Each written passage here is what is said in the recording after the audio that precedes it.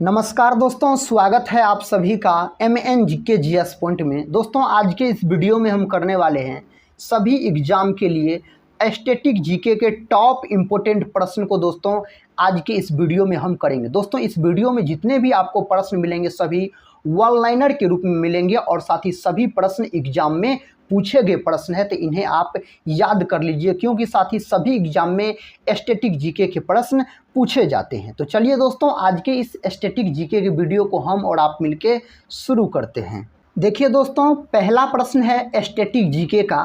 कहता है किस राज्य के मुख्यमंत्री ने राज्य की सभी आंगनबाड़ियों में बच्चों के पोषण स्तर में सुधार करने के लिए दूध और अंडे उपलब्ध कराने हेतु महिला एवं बाल विकास विभाग की एक परियोजना का उद्घाटन किया? तो दोस्तों, केरल राज्य हो जाएगा इसका सही जवाब। दोस्तों, इसमें जितने भी आपको स्टैटिक जीके के प्रश्न है सभी एग्जाम में पूछे गए प्रश्न है, याद रखिएगा।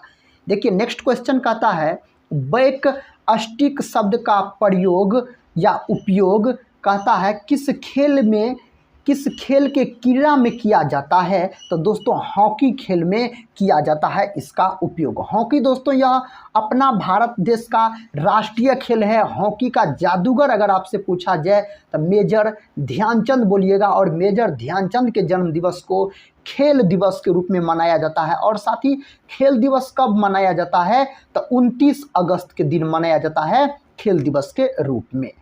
अगला प्रश्न कहता है जून 2022 में केंद्रीय प्रत्यक्ष कर बोर्ड के नए अध्यक्ष के रूप में किसे नियुक्त किया गया है? तो नितिन गुप्ता को नियुक्त किया गया है। 2022 का दोस्तों बात हो रहा है, जून 2022। अगला प्रश्न कहता है भारत में दूसरे अंतर्राष्ट्रीय योग दिवस को मनाने के लिए क्या थीम निर्धारित की गई थी? तो सतत विकास लक्ष्यों की प्राप्ति के लिए योग, याद रखिएगा। पंजाब में कहता कौन सा त्योहार खालसा पंथ के गठन के उपलक्ष्य में मनाया जाता है? तो तीज, याद रखिएगा। और साथ ही याद रखिएगा खालसा पंथ की स्थापना किसके द्वारा किया गया था? तो सिखों के 10वें एवं अंतिम गुरु कौन थे दोस्तों? तो गुरु गोविंद सिंह के द्वारा किया गया था, गुरु गोविंद सिंह। खालसा पंथ का स्थापना कब किया गया था? तो 1699 ईस्वी में किया गया। गुरु गोविंद सिंह का जन्म दोस्तों पटना में हुआ था, और इसका जन्म कब हुआ था इस बात को भी याद रखिएगा, 1666 में इसका जन्म हुआ था। और सिखों के दोस्तों प्रथम गुरु हुए गुरु नानक। नेक्स्ट क्वेश्चन कहता है अंतर्राष्ट्रीय अहिंसा दिवस कब मनाया जाता है? तो 2 अक्टूबर के दिन मनाया जाता है। अगला प्रश्न देखिए, कहता संगीतकारों में से कहता किसने दक्षिण अफ्रीका के बांसुरी वादक विंटर केलरमैन के साथ मिलकर बनाए गए अपने एल्बम विंड्स ऑफ कहता संसार के लिए 2015 में ग्रैमी पुरस्कार जीता? इसका नाम दोस्तों क्या है? तो इसका नाम हो जाएगा आपको रिकी केज। रिकी केज दोस्तों इसका नाम है। नेक्स्ट क्वेश्चन देखिए, कहता है निम्नलिखित में से कहता किसे भारतीय शास्त्रीय संगीत में सरोद सम्राट के नाम से जाना जाता है? अमजद अली खान को जाना जाता है। अगला प्रश्न दोस्तों कहता अनबुझा चूना का रासायनिक सूत्र है? तो इसका रासायनिक सूत्र CaO होता है, कैल्शियम ऑक्साइड आप बोल सकते हैं। भारत में कहता वायुदूत एयरलाइन की स्थापना कब हुई थी? तो 1981 में इसकी स्थापना हुई थी। अब्दुल करीम खान हिंदुस्तानी संगीत के किस स्कूल के प्रतिपादक थे? तो दोस्तों किराना घराना, याद रखिएगा इसका सही जवाब हो जाएगा। नेक्स्ट क्वेश्चन कहता कौन सा त्योहार अगस्त सितंबर के महीने में मनाया जाता है? तो ओणम मनाया जाता है, याद रखिएगा। अगला प्रश्न देखिए, कहता युवा ओलंपिक खेलों के पहले संस्करण का आयोजन कहाँ किया गया था? सिंगापुर में दोस्तों इसका आयोजन किया गया था। नेक्स्ट क्वेश्चन कहता है किस शहर में अंतर्राष्ट्रीय सैन्य खेल परिषद द्वारा आयोजित 2019 के सैन्य विश्व खेलों की मेजबानी की थी? तो वुहान दोस्तों, चीन के वुहान शहर, याद रखिएगा। कहता है इंदिरा गांधी शहरी रोजगार गारंटी योजना 2022 किस राज्य सरकार द्वारा लागू की गई? तो दोस्तों राजस्थान सरकार द्वारा लागू की गई थी। अगला प्रश्न का था निर्माण श्रमिकों के कौशल को उन्नत करने के लिए मिशन कुशल कर्मी शुरू किया गया था। यह कार्यक्रम डैश की सरकार द्वारा शुरू की गई थी दोस्तों, दिल्ली सरकार द्वारा यह शुरू किया गया था। नेक्स्ट क्वेश्चन का था CaOCl2 यौगिक का प्रचलित नाम डैश है। इसे ब्लीचिंग पाउडर यानी दोस्तों याद रखिएगा ब्रिंजक चूर्ण बोला जाता है। क्या बोला जाता है? तो आप बोल सकते हैं ब्रिंजक चूर्ण दोस्तों, इसी को नाम दिया गया है। अगला प्रश्न कहता है श्यामजी कृष्ण वर्मा ने 1905 में डैश में इंडिया हाउस की स्थापना की थी। तो लंदन में दोस्तों, और 1905 में दोस्तों याद रखिएगा बंगाल विभाजन भी होता है। कहता ज्योतिबा फूले ने 1873 में गुलामगिरी कहता किस भाषा में लिखी थी? तो गुलामगिरी को दोस्तों मराठी भाषा में लिखा गया ज्योतिबा फूले के द्वारा। अगला प्रश्न कहता है शास्त्रीय नर्तकियों में से किसे 2023 में पद्म विभूषण पुरस्कार से सम्मानित किया गया था? सोनल मानसिंह को दोस्तों सम्मानित किया गया था 2023 में। अगला प्रश्न का था कौन सी लोक नृत्य शैली गुजरात राज्य से संबंधित है? तो डांडिया और दोस्तों आप गरबा भी याद रख सकते हैं, गरबा और डांडिया गुजरात से संबंधित है। अगला प्रश्न देखिए, कहता है साथी निम्नलिखित विकल्पों में से कौन सी सही उनका चयन कीजिए। दोस्तों 4 विकल्प वाला प्रश्न तो नहीं है, वन लाइनर है, सभी एग्जाम में पूछे गए प्रश्न है, तो सिर्फ प्रश्न लिया गया है और आंसर लिया गया है। तो चौथी पंचवर्षीय योजना परिवार नियोजन कार्यक्रम से संबंधित है। और दोस्तों याद रखिएगा टोटल बात किया जाए तो 12 पंचवर्षीय योजना आया कुल, और दोस्तों जिसमें 5वीं पंचवर्षीय योजना की अवधि मात्र 4 वर्ष थी। अगला प्रश्न का था सेंट पीटर्सबर्ग को कहता व्लादिवोस्तोक से जोड़ने वाले रेल मार्ग का नाम क्या है? तो ट्रांस साइबेरियन रेलवे इसका नाम है। अगला प्रश्न का था लोक नृत्य कहता तरंग मेल किस राज्य से संबंधित है? यह गोवा राज्य से संबंधित है। गोवा दोस्तों मांडवी नदी के तट पर स्थित है, और साथ ही याद रखिएगा गोवा की राजधानी पणजी हो जाएगा। कहता कौन सा या कौन सी बॉलीवुड कहता कोरियोग्राफर 2003, 2007 और 2009 में 3 बार राष्ट्रीय पुरस्कार विजेता रहा या रही? उन्होंने कहता है संजय लीला भंसाली की फिल्म देवदास सहित कई हिंदी फिल्मों में काम किया, तो सरोज खान हो जाएगा। अगला प्रश्न कहता है पंडित रविशंकर के गुरु कौन थे? अलाउद्दीन खान दोस्तों पंडित रविशंकर के गुरु थे। कहता किस राज्य को भारत में अपनी तरह का पहला राज्य स्तरीय पक्षी एटलस मिला? दोस्तों केरल हो जाएगा, याद रखिएगा। अगला प्रश्न कर लेते हैं, ये रहा दोस्तों अगला प्रश्न कहता है निम्नलिखित में से कौन सा तथ्य पीसी महालनोबिस से संबंधित है जिन्होंने भारत की पंचवर्षीय योजनाओं के निर्माण में योगदान दिया था? तो इसका नाम होना चाहिए उन्होंने भारतीय सांख्यिकी संस्थान की स्थापना की थी। अगला प्रश्न का था शीतकालीन युवा ओलंपिक खेल 2024 का आयोजन कहाँ होगा? तो गंगवान में दोस्तों इसका आयोजन होगा। कहता है AIBA मुक्केबाजी जूनियर लड़कों और लड़कियों की प्रतियोगिता में मुकाबला में प्रत्येक राउंड डैश मिनट का होना चाहिए। दोस्तों कितना मिनट का होना चाहिए? तो 2 मिनट का याद रखिए होना चाहिए। कितना मिनट का? तो 2 मिनट का आप बोल सकते हैं। अगला प्रश्न कहता है सितंबर 2022 के पहले सप्ताह में पायलट आधार पर फैमिली डॉक्टर कार्यक्रम शुरू किया गया था। यह कार्यक्रम कहता किस राज्य सरकार द्वारा शुरू किया गया था? आंध्र प्रदेश राज्य सरकार द्वारा, और आंध्र प्रदेश भाषा के आधार पर बनने वाला सबसे पहला राज्य भी है। प्रश्न का था भारत में पहली संपूर्ण जनगणना वर्ष डैश में हुई थी? दोस्तों 1881 में हुई थी। नेक्स्ट क्वेश्चन देखिए, भारत में किस राज्य में पर्यटन को बढ़ावा देने के लिए कहता रण उत्सव का आयोजन किया जाता है? तो गुजरात दोस्तों इस प्रश्न का सही उत्तर आप बोल सकते हैं। अगला प्रश्न का था किस राज्य में कहता कुदुम श्री लागू किया गया था, जो एक महिला उन्मुख समुदाय आधारित गरीबी उन्मूलन कार्यक्रम था? तो केरल हो जाएगा दोस्तों।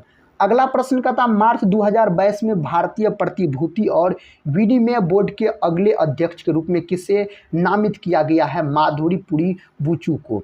अगला प्रश्न का था किस स्थान को 2022 के एशियाई खेलों का मेजबान चुना गया था? तो हांगजो यानी दोस्तों चीन का यह शहर है। अगला प्रश्न कर लेते हैं, कहता हिंदू कैलेंडर के अनुसार कहता भारत में रक्षाबंधन कब मनाया जाता है दोस्तों? यह कब मनाया जाता है? पूर्णिमा यानी सावन मास में दोस्तों यह मनाया जाता है। देखिए दोस्तों, नेक्स्ट क्वेश्चन कहता है ललित क्षेत्रों में हाई स्कूल के छात्रों के लिए आवासीय शिक्षा के लिए सृष्टता किसने शुरू की? तो वीरेंद्र कुमार ने।